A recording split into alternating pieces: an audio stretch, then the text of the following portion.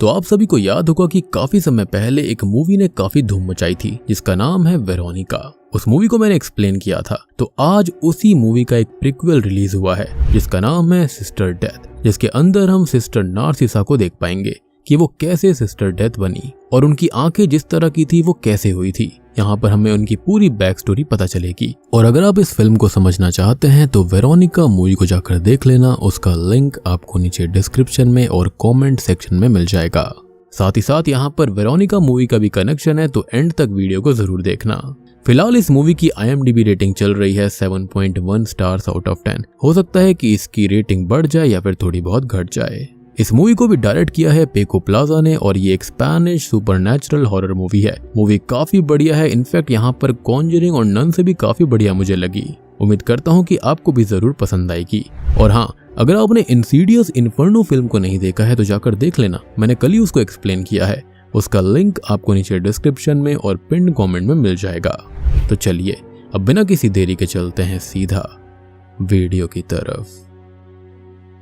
तो मूवी की शुरुआत होती है स्पेन 1939 में। यहाँ पर हम एक छोटी सी लड़की को देख पाते हैं जो कि हाथ में क्रॉस पकड़कर खड़ी हुई थी और ढेर सारे लोग उस लड़की के चारों तरफ खड़े थे और उस लड़की की पूजा कर रहे थे। और यहाँ से शुरू होता है चैप्टर 1 जिसका नाम है द होली गर्ल। अब सीन यहाँ से 10 साल बाद शिफ्ट होता है और हम सिस्टर नार्सिसा को देख पाते हैं जो कि एक कॉन्वेंट में आई थी और यहाँ पर उसे सिस्टर हुलिया मिलती है और वो सिस्टर नार्सिसा को मदर सुपीरियर से मिलवाने के लिए अपने साथ ले जाती है। वो सिस्टर नार्सिसा को कहती है कि वॉर से पहले ये जगह बंद थी और उन्होंने यहाँ पर ये कॉन्वेंट बना दिया। वो बताती है कि यहाँ पर जो सबसे पुराने हैं उनमें से अब बस मदर सुपीरियर, सिस्टर सग्रारियो और खुद सिस्टर हुलिया ही बचे हैं और उनके अलावा जो यहाँ है वो कहीं और से आए हैं, जैसे कि सिस्टर नार्सिसा। वो बताती है कि अब ये जगह गरीब बच्चियों के रहने की जगह बन गई है। वो ये भी बोलती है कि कुछ बच्चियां वहाँ पर आकर काम भी करती हैं और वो भी अपनी मर्जी से।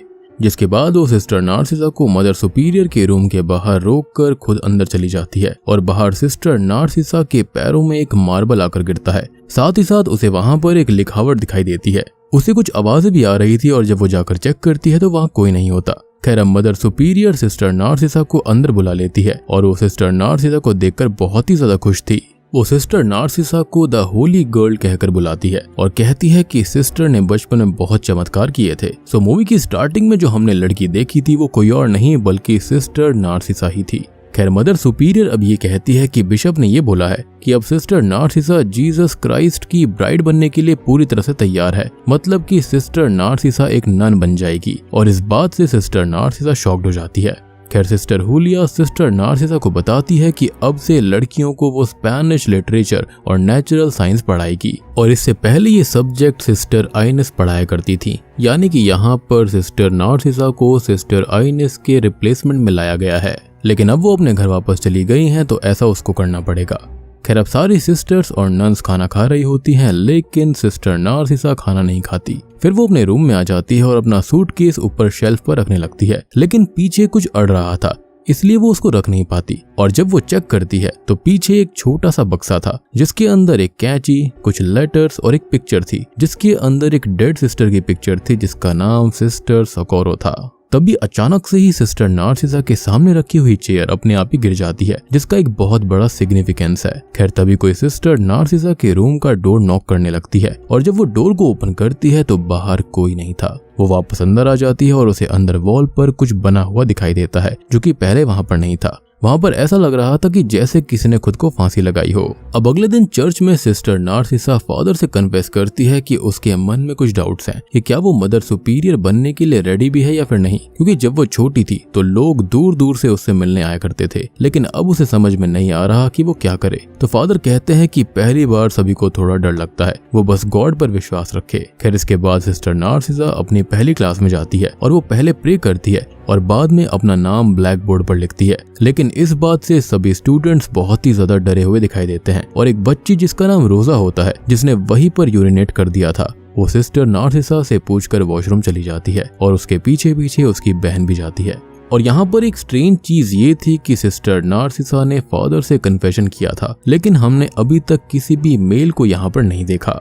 खैर इसके बाद में मदर सुपीरियर सिस्टर नार्सिसा को अपने जवानी की पिक्चर्स दिखाती है जब वो एक नन बनी थी। खैर इसके बाद में वो कुछ चीजें ढूंढने लगती है और सिस्टर नार्सिसा उस एल्बम में कुछ सिस्टर्स की पिक्चर देखती है जो कि गुजर गई थी, लेकिन उनमें से एक फोटो गायब होती है। जिसके बाद जैसे ही सिस्टर नार्सिसा अपने रूम में जाती है वो वही बॉक्स ओपन करती है और सिस्टर सकोरो की पिक्चर देखती है और फिर से वो चेयर अपने आप नीचे गिर जाती है, जो कि बहुत ही वियर्ड चीज थी। तभी अचानक से ही फिर से कोई डोर को नॉक करता है और सिस्टर नार्सिसा को डोर के दूसरी तरफ एक बच्ची की आवाज सुनाई देती है। जब वो दरवाजा खोलती है तो वो देखती है कि फ्लोर पर एक लाइन बनी हुई थी और उस पर एक मार्बल पड़ा हुआ है जो कि उसने शुरुआत में भी देखा था। ये मार्बल अपने आप हिलने लगता है तो सिस्टर नार्सिसा एक लैंटर्न लेकर उस मार्बल का पीछा करती है और नीचे सेलर यानी कि बेसमेंट में पहुंच जाती है, जहां पर उसे एक सफेद कपड़े में ढका हुआ एक हाथ मिलता है और वो इस हाथ को लेकर मदर सुपीरियर के पास आ जाती है। अब मदर सुपीरियर और सिस्टर हुलिया सिस्टर नार्सिसा से ये पूछती हैं कि वो नीचे क्यों गई थी, तो वो बताती है कि उसने किसी की आवाज सुनी। तभी मदर सुपीरियर सिस्टर नार्सिसा को बोलती है कि ये हाथ सेंट मार्था का है और ये बहुत टाइम पहले ही गुम हो गया था और अच्छी बात है कि अभी उनको मिल गया।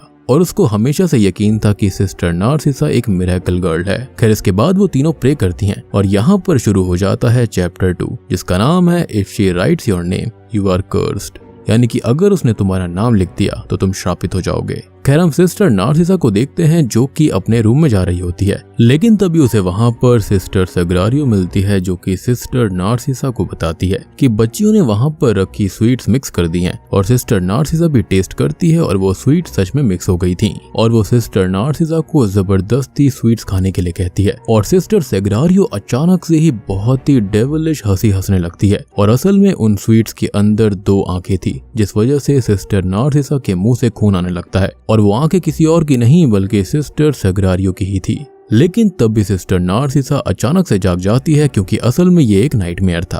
खैर सुबह अब 2 लड़कियां सिस्टर नार्सिसा का रूम साफ करने आती हैं और उनमें से एक लड़की वो वॉल पर बने उस निशान को देख रही होती है, लेकिन दूसरी लड़की उस निशान को देखने से मना कर देती है, यानी कि इसके पीछे भी कोई गहरा राज छिपा हुआ था जिसके बारे में ऑब्वियसली सिस्टर नार्सिसा को फिलहाल नहीं पता।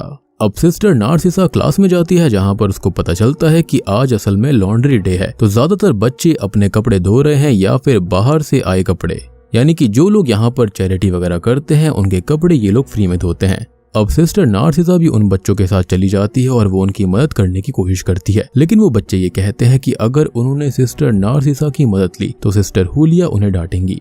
अब सिस्टर नार्सिसा रोजा से ये पूछती है कि कल क्लास में क्या हुआ था, तो वो कहती है कि वो डर गई थी उस ब्लैक बोर्ड की वजह से जब उन्होंने उस पर नाम लिखा था। तब रोजा की बहन उसे वहां से ले जाती है कि उन्हें यहाँ पर कुछ भी नहीं बताना है। जिसके बाद जब सिस्टर चर्च में होती है तो उसे अपने बीट्स में से खून निकलता हुआ दिखाई देता है और वहां पर एक औरत दिखाई देती है जो कि वो खुद थी, जो कि हवा में लेविटेट कर रही थी, जिससे कि वो बहुत ही ज्यादा डर जाती है। जिसके तुरंत ही बाद में सिस्टर हुलिया उसे होश में लेकर आती है। खैर अब सिस्टर बच्चियों के रूम से कुछ म्यूजिक की आवाज सुनते हुए वहां पर आती है। वो उनको कहती है कि रात काफी हो चुकी है और उनको सो जाना चाहिए, लेकिन बच्चियां ये कहती हैं कि अभी वो नन नहीं बनी है, ना ही सिस्टर नार्सिसा नन है, तो यहाँ पर वो कुछ डांस स्टेप्स कर सकती हैं, जिसके चलते वो सभी थोड़ा बहुत डांस करते हैं और सभी सोने चले जाते हैं। अब रात को होता यह है कि जो रोजा की बहन होती है उसको बहुत तेज सुसु लगी होती है, जिसके चलते ही वो दोनों निकल जाती हैं बाथरूम की तरफ और हम देख पाते हैं कि सिस्टर नार्सिसा खुद को काफी ज्यादा हर्ट कर रही थी क्योंकि उसका दिमाग बिल्कुल भी क्लियर नहीं था। वो गॉड से प्रे कर रही थी कि उसको बहुत ज्यादा क्लैरिटी मिले। अब बाथरूम के अंदर रोजा की बहन उससे टैप ऑन करने के लिए कहती है, लेकिन नल का खुद पे खुद ऑन हो जाता है, जो कि बहुत ही अजीब बात थी। अब वो दोनों जब अंदर जाकर देखती हैं तो वहां पर बाथटब के अंदर कोई लड़की होती है जो कि मदद मांग रही थी। साथ ही साथ वहां पर उसे किसी के बाल भी मिलते हैं और तभी सिस्टर नार्सिसा ये देखती है कि मिरर के अंदर उसे किसी सिस्टर या फिर नन की परछाई दिखाई दी है और जैसे ही वो मुड़ती है तो वो चेयर जो कि अपने आप गिरती रहती थी वो फिर से गिर जाती है। अब जैसा कि आपको पता है कि रोजा ने वो बाल उठा लिए थे और उसके चलते वो चिल्लाने लगती है, जिसके चलते वहां पर सिस्टर हुलिया भी आ जाती है और वहां पर काफी सारे और भी लोग आ गए थे।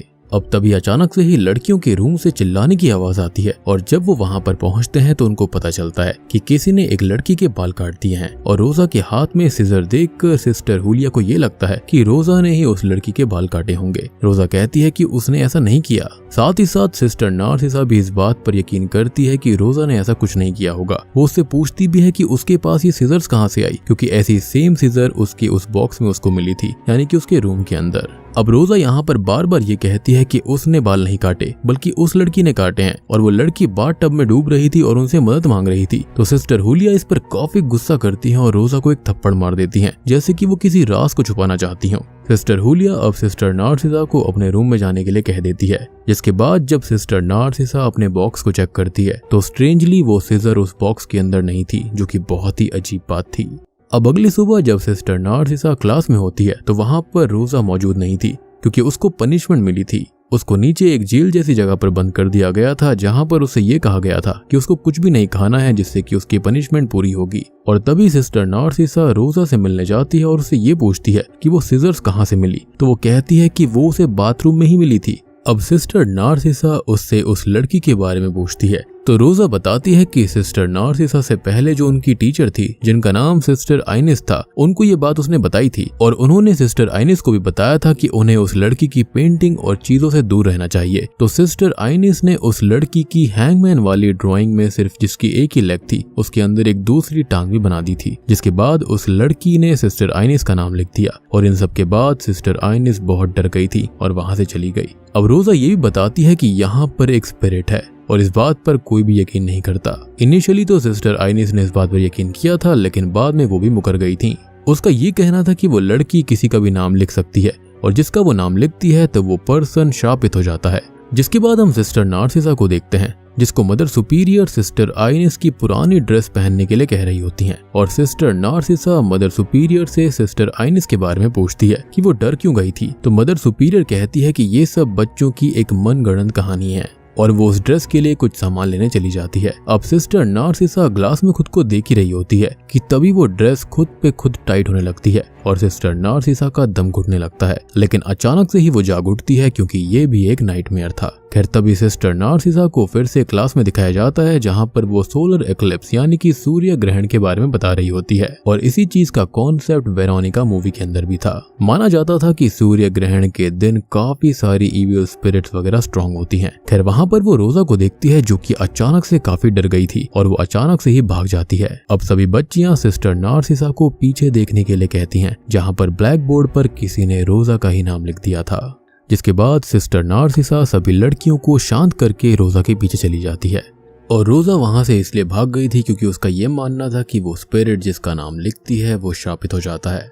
खैर अब सिस्टर नार्सिसा रोजा के पास जाती है और कहती है कि उसे उसके ऊपर पूरा भरोसा है और वो उस लड़की को देखना चाहती है, इसलिए रोजा उसे उस लड़की को देखने में मदद करे। वो उसको अपने रूम में लेकर जाती है, जहां पर वही हैंगमैन वाली ड्राइंग बनी हुई थी। और रोजा और सिस्टर नार्सिसा एक साथ उस हैंगमैन की दूसरी लेग को ड्रॉ कर देते हैं।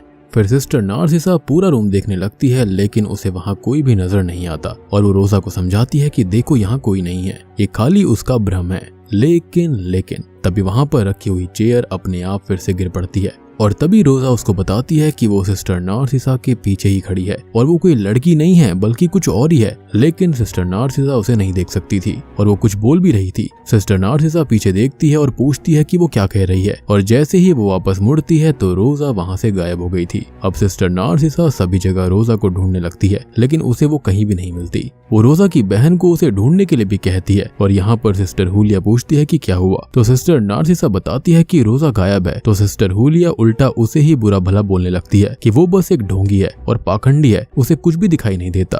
वो कहती है कि उसे तो उस पर पहले से ही शक था। उसका ये मानना था कि सिस्टर नार्सिसा इस जगह के लिए ठीक नहीं है और उसे वहां से निकल जाना चाहिए। यहाँ पर एक बच्ची गायब है और आपको ये सोच रहा है कि सिस्टर को वहां पर होना चाहिए या फिर नहीं। अब इसके बाद में सिस्टर नार्सिसा चर्च के अंदर जाती है और रोजा की बहन भी वहां पर आ गई थी और उनको वहां पर आवाज आ रही होती है कि रोजा अंदर है। तो सिस्टर नार्सिसा कन्फेशन रूम में जाकर चेक करती है, लेकिन वो अंदर से लॉक हो जाता है। वो लड़की अब मदद मांगने के लिए चली जाती है। तभी सिस्टर नार्सिसा को फादर की आवाज सुनाई देती है और वो सिस्टर को बोल रहा था कि उसने रोजा का फायदा उठाया क्योंकि वो लड़की को देखना चाहती थी। सिस्टर नार्सिसा को यहाँ पर पता चल जाता है कि वो फादर नहीं है और जैसा कि मैंने आपको कहा था कि यहाँ पर कोई भी मेल नहीं था, तो हम पहले से ही जानते हैं कि यहाँ पर वो कुछ और ही है। और जब वो आगे देखने जाती है तो वहाँ पर ढेर सारी आंखें उसे दिखाई देती हैं और फिर कई सारे हाथ उसको पकड़ने लगते हैं और अगले ही पल वो बाहर निकल आती है। तभी सिस्टर नार्सिसा को नजर आता है कि रोजा ने फांसी लगा ली है और वो मारी गई है और यही तो वो हैंगमैन वाली ड्राइंग थी।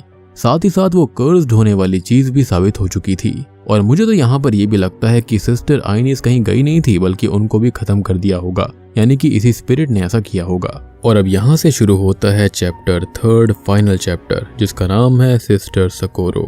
खैर इसके बाद में रोजा का फ्यूनरल किया जाता है और सिस्टर हुलिया सिस्टर नार्सिसा को ये कहती है कि रोजा उसकी वजह से ही मारी गई है, इसलिए उसको वहाँ से चले जाना चाहिए। अब सिस्टर नार्सिसा अपने रूम में जाकर बहुत रोती है, बहुत चिल्लाती है, उस चेयर को बार बार पटकती है और वो कॉन्वेंट छोड़कर जाने का फैसला कर लेती है। लेकिन तभी सूर्य ग्रहण भी होने लगता है। अब सिस्टर नार्सिसा सूरज की तरफ फेस करके और अपनी दोनों बाहें फैलाकर अपने घुटनों के बल बैठ जाती है। इनफैक्ट बचपन में भी सिस्टर नार्सिसा ऐसे ही किया करती थी। खैर तभी वहाँ पर सिस्टर हुलिया उसे ये सब करते हुए देख लेती है और वो आकर नार्सिसा को सन की तरफ देखने से मना करती है। और जैसे ही सिस्टर हुलिया सिस्टर नार्सिसा के फेस को टच करती है तो सिस्टर को सारा पास्ट दिखाई देने लगता है कि कैसे वॉर में लोगों ने इस कॉन्वेंट के रेलिक्स को तोड़ दिया था, यहाँ से सभी चीजें चोरी कर ली थी। सिस्टर नार्सिसा देखती है कि एक आदमी एक नन के साथ में गलत काम कर रहा था और तभी सिस्टर नार्सिसा जाग जाती है। यहाँ पर सिस्टर की आंखों की हालत बहुत ही खराब थी, लेकिन वो सब कुछ एकदम साफ साफ देख पा रही थी। उसे कोई दर्द भी नहीं हो रहा था। उसकी आंखें काफी भयानक तरह से झुलस चुकी थी। और अब हम जान चुके हैं कि वेरोनिका मूवी के अंदर सिस्टर नार्सिसा के साथ में ऐसा कैसे हुआ था, यानी कि उनकी आंखें ऐसी क्यों थी। खैर अब वो ये सारी बातें सिस्टर हुलिया को बताने लगती है, लेकिन वो इन बातों को मानने के लिए तैयार नहीं थी और वहां से निकल जाती है। जिसके बाद में सिस्टर नार्सिसा सिस्टर सेग्रारियो को उस बॉक्स में से सकोरो की पिक्चर देने के लिए कहती है और जैसे ही वो सिस्टर सकोरो की पिक्चर को टच करती है उसको पता चलता है कि जिस नन के साथ में गलत काम हुआ था वो सिस्टर सकोरो ही थी। और दोस्तों अब यहाँ पर खुलते हैं इस मूवी के असली पत्ते। तो वॉर के दौरान जब सिस्टर सकोरो के साथ में गलत काम हुआ तो वो प्रेग्नेंट भी हो गई थी और ये बात सिर्फ नन्स को पता थी। सिस्टर सकोरो को एक बेटी भी हुई थी और ये बात सुनकर सिस्टर सेग्रारियो वहां से भाग जाती है कि ये सारी बातें यहाँ पर सिस्टर नार्सिसा को कैसे पता। जिसके बाद में सिस्टर की आंखों से खून भी आने लगता है, जो कि बहुत ही भयानक चीज थी। बेसिकली ये एक तरह की दूरदृष्टि है जिससे आंखों पर जोर पड़ता है। खैर वहां पर सिस्टर हुलिया मदर सुपीरियर को बता देती है कि सिस्टर नार्सिसा को सब कुछ पता चल चुका है। खैर दूसरी तरफ सिस्टर नार्सिसा अपने आंखों की बैंडेजेस हटा देती है और तभी उसके पास में कोई आता है। जब वो देखती है तो वो कोई और नहीं बल्कि वो सिस्टर सकोरो थी और वो सिस्टर नार्सिसा का हाथ पकड़ती है और उसको सब कुछ दिखाती है। सिस्टर सकोरो की बेटी एक दिन बहुत ही ज्यादा बीमार हो गई थी, उसको बहुत तेज बुखार था, लेकिन नन्स ने उस लड़की को हॉस्पिटल ले जाने से मना कर दिया ताकि उनकी बदनामी ना हो जाए कि उनके कॉन्वेंट के अंदर ये बिन ब्याही नन के साथ में क्या हुआ और उसकी बच्ची कैसे पैदा हो गई। और सिस्टर सकोरो उसे हॉस्पिटल ले जाना चाहती थी तो सारी नन्स ने सकोरो को उसके रूम में ही बंद कर दिया था और उसकी बेटी को उसी बाथटब में डाल दिया था जहां पर रोजा ने किसी लड़की को देखा था। असल में वो उसका बुखार कम करने की कोशिश कर रहे थे। यहाँ पर हम ये भी देख पाते हैं कि सारे कॉन्वेंट के डोर्स अपने आप बंद होना शुरू हो जाते हैं और सिस्टर सकोरो के चिल्लाने की आवाजें भी सभी सुन रहे थे। खैर जब नन्स ने उस लड़की को बाथटब में डालने की कोशिश करी थी तो उनसे गलती से उस लड़की का सर बाथटब में हिट हो गया, जिस वजह से वो वहीं पर मारी गई थी और इसी को तो रोजा ने वहां पर देखा था। खैर इसके बाद सिस्टर सकोरो ने भी फांसी लगाकर खुद को खत्म कर लिया था और बाद में सिस्टर हुलिया वहां पर आई थी और सकोरो को ही बार बार सिस्टर नार्सिसा अपने रूम के अंदर देख रही थी। इनफैक्ट वो फांसी वाली तस्वीर जो थी वो भी किसी और की नहीं बल्कि वो सकोरो की ही थी, जो कि शायद से उसकी बेटी बना रही थी। और यही रीजन है कि वो चेयर बार बार गिरती रहती थी, क्योंकि इसी चेयर पर चढ़कर सिस्टर सकोरो ने खुद को खत्म किया था। और सिस्टर नार्सिसा से पहले ये रूम सिस्टर सकोरो का ही हुआ करता था। खैर यहाँ पर सिस्टर नार्सिसा सभी चीजें जो कि सिस्टर सकोरो और उसकी बेटी के साथ में हुई थी ये सोचकर बहुत ही ज्यादा गुस्सा हो जाती है और वो वक्त में पीछे पहुंच जाती है। जी हाँ, और वो बिल्कुल उसी एग्जैक्ट मोमेंट पर पहुंची थी जहां पर सिस्टर सकोरो सबसे डोर ओपन करने की रिक्वेस्ट कर रही थी और यहाँ पर सिस्टर नार्सिसा वो डोर ओपन कर देती है। बेसिकली यहाँ पर एग्जैक्टली ऐसा नहीं हुआ था, लेकिन यहाँ पर ये समझ सकते हैं कि उसने यहाँ पर सकोरो की स्पिरिट को आजाद कर दिया, जो कि अब प्रॉपरली सबसे बदला ले सकती थी। खैर अब हम देखते हैं कि पास्ट में सिस्टर सकोरो की डेड बॉडी हंसने लगती है और ये देखकर सिस्टर हुलिया वहां से भागने लगती है। सिस्टर नार्सिसा सिस्टर हुलिया को प्रेजेंट में ये बताती है कि उसने सिस्टर सकोरो के लिए डोर ओपन कर दिया, यानी कि उसकी स्पिरिट के लिए। और अब सकोरो पास्ट में जाकर यहाँ पर जो इस चीज में इन्वॉल्व थे उन सबको मारने लगती है, जो कि थी मदर सुपीरियर और सिस्टर हुलिया। हम ये देख पाते हैं कि सकोरो की स्पिरिट मदर सुपीरियर और सिस्टर हुलिया को पास्ट में जैसे जैसे चोट पहुंचा रही थी वैसे वैसे प्रेजेंट में भी उनको चोट लग रही होती है। सकोरो की स्पिरिट सिस्टर हुलिया के फेस पर एक स्टैचू फेंक कर उसे खत्म कर देती है और मदर सुपीरियर को उसी बाथटब में डुबो कर मार देती है जिसके अंदर उसकी बेटी को नन्स ने मार दिया था। हालांकि उनसे गलती हुई थी, लेकिन ये गलती बहुत ही बड़ी थी। खैर, इसके बाद में अपना बदला लेने के बाद सिस्टर सकोरो अपनी बेटी की स्पिरिट के साथ में वहां से आजाद हो जाती है, यानी कि उनको फाइनली शांति मिल गई थी और उनका बदला भी पूरा हो गया था। खैर, इसके बाद हम सिस्टर नार्सिसा के बचपन की एक क्लिप को देख पाते हैं, जिसके अंदर वो सेम वैसे ही सन की तरफ बाहें फैलाकर घुटनों के बल बैठी हुई थी, यानी कि उसके पास में ईश्वर का दिया हुआ टैलेंट और गिफ्ट बचपन से ही था, यानी कि वो सारी बातें झूठी नहीं थी। और फाइनली अब वो नन बनने के लिए रेडी थी, क्योंकि वो समझ गई थी कि उसकी जिंदगी का पर्पस क्या है। और सबसे बढ़िया सीन तो अब आता है, यानी कि 1991 का, जहां पर हम देखते हैं वेरोनिका मूवी का एक सीन। जी हाँ, क्योंकि ये वेरोनिका मूवी का सीन जो है, वहां पर ओल्ड सिस्टर नार्सिसा आती है, जो कि एक प्रॉपर नन बन चुकी हैं। और वेरोनिका ही वो मूवी थी और ये स्कूल वही था जिसके अंदर वेरोनिका की दोस्त ने सिस्टर नार्सिसा को सिस्टर डेथ का नाम दिया था। वो वेरोनिका की क्लास में आती हैं और वेरोनिका की तरफ देखकर हंसती है, यानी कि वो जानती थी कि यहाँ पर उसके साथ क्या होने वाला है। और बूम, इसी के साथ में ये मूवी यहीं पर खत्म हो जाती है। अब यहाँ पर सिस्टर हुलिया ने स्टार्टिंग में एक बात कही थी कि यहाँ पर ज्यादा लोग नहीं बचे हैं, तो मेरे ख्याल से सिस्टर सकोरो की ही स्पिरिट ने उन सबको एक एक करके मार दिया होगा, क्योंकि अल्टीमेटली यहाँ पर सभी की सभी नन्स और सिस्टर्स मिली हुई थीं।